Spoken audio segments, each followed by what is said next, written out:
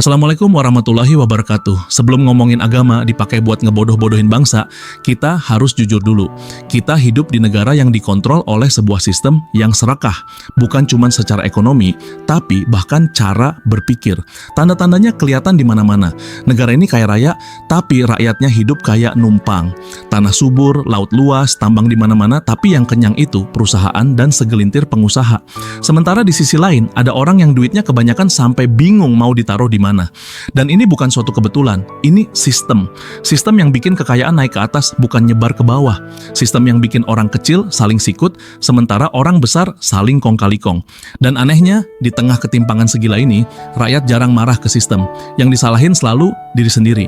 Ya mungkin gua kurang pinter, ya mungkin gua kurang usaha, ya mungkin emang nasib gua segini.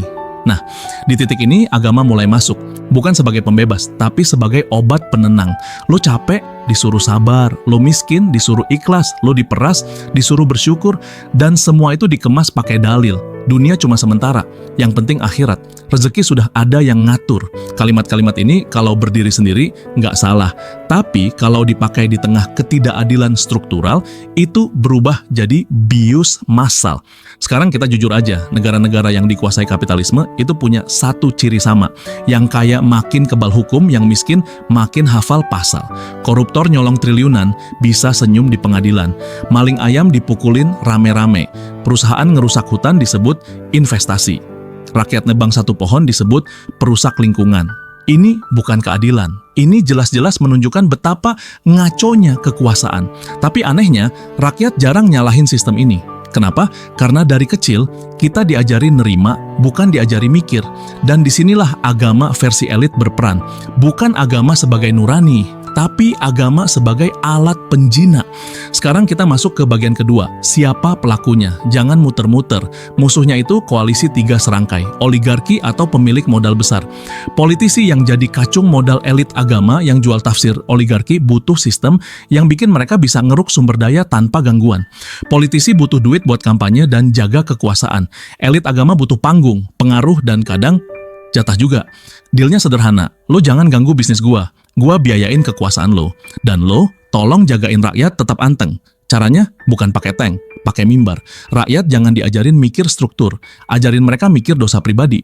Rakyat jangan diajarin nanya, kenapa tanah dikuasai segelintir orang? Ajarin mereka nanya, kenapa sholat gua belum khusyuk? Rakyat jangan diajarin marah ke sistem, ajarin mereka marah ke sesama rakyat. Beda mazhab, beda pilihan politik, beda selera. Dan ini berhasil banget. Lo lihat medsos, ributnya soal simbol yang ujungnya kadang penistaan. Ributnya soal moral receh yang gak penting seperti isu selangkangan pejabat. Ributnya soal siapa sosok paling suci yang pantas jadi presiden. Sementara tambang dibagi-bagi, hutan digunduli, laut dikapling, dan gak ada yang ribut. Ini namanya pengalihan isu berjamaah. Agama yang seharusnya jadi alat perlawanan terhadap kezaliman, dipelintir jadi alat legitimasi kezaliman. Contohnya gampang, kalau buruh nuntut upah layak. Jangan iri, rezeki sudah ada yang ngatur. Kalau petani kehilangan tanah, ini ujian kesabaran. Kalau rakyat protes, jangan bikin rusuh, nanti dosa. Tapi kalau perusahaan ngerusak alam, demi pembangunan. Kalau pejabat korup, ya manusia tempatnya khilaf. Perhatiin polanya. Kesalahan struktural selalu dikecilin. Kesalahan rakyat selalu digedein. Ini bukan kebetulan. Ini strategi. Dan elit agama yang main di sini, entah sadar atau enggak, lagi jadi satpam sistem yang nindas umatnya sendiri. Sekarang bagian ketiga, solusinya apa? Pertama, kita harus berhenti jadi umat yang cuma bisa nurut. Agama itu bukan cuma soal ritual. Agama itu harusnya soal keadilan. Kalau ada sistem yang bikin jutaan orang hidup sengsara sementara segelintir orang hidup kayak dewa, itu masalah moral, bukan cuma masalah ekonomi. Kedua, kita harus balikin fungsi agama ke posisi aslinya.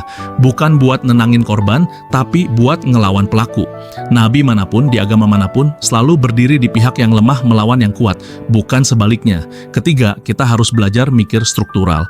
Kalau lu miskin, jangan cuma nanya, apa salah gua? Tanya juga, sistem apa yang bikin gua tetap miskin meski gua kerja mati-matian? Kalau negara rusak, jangan cuma nyalahin moral rakyat. Tanya, siapa yang diuntungkan dari kerusakan ini? Keempat, kita harus curiga sama ceramah yang bikin kita terlalu jinak. Agama yang sehat itu bikin lo berani, bukan cuma patuh. Dan terakhir, yang paling penting, jangan mau lagi dibius pakai dalil yang dipotong konteksnya. Kalau ada yang bilang, sabar ya, ini ujian. Tanya balik, siapa yang bikin ujian ini? Kalau ada yang bilang, ini takdir. tanya, atau ini hasil kebijakan manusia?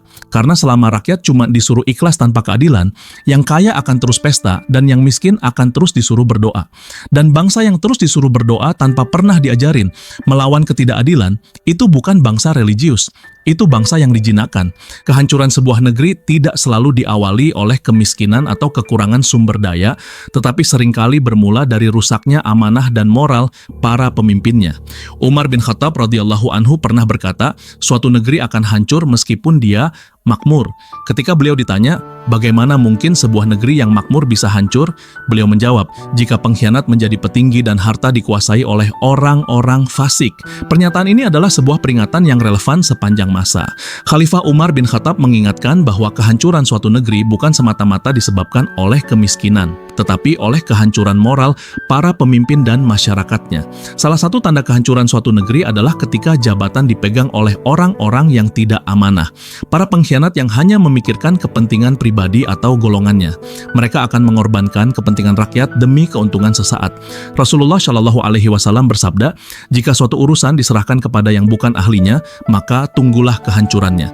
Pemimpin yang tidak jujur akan menciptakan ketidakadilan, mengabaikan rakyat kecil dan membuka pintu bagi praktik-praktik korupsi. Meskipun negeri ini terlihat makmur secara ekonomi, kerusakan moral akan menghancurkan tatanannya. Harta adalah satu amanah terbesar yang diberikan Allah Subhanahu wa Ta'ala kepada manusia. Ketika harta dikuasai oleh orang-orang fasik, maka keberkahannya akan hilang.